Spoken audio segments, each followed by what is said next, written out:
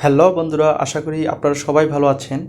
এই ভিডিওতে আমরা দেখব কিভাবে আমরা আমাদের ফেসবুক স্টোরিতে যে স্টোরি শেয়ার করি, আমরা প্রতিনিয়তই আমাদের পছন্দের ছবিগুলো শেয়ার করে থাকি।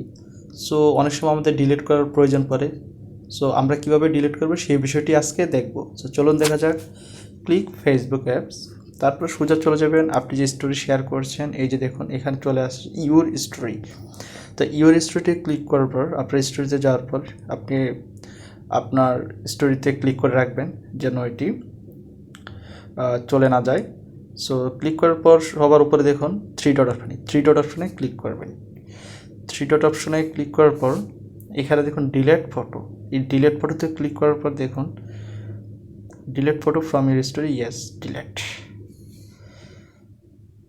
এই যে দেখুন আমার স্টোরিটি অলরেডি ডিলিট হয়ে গেছে।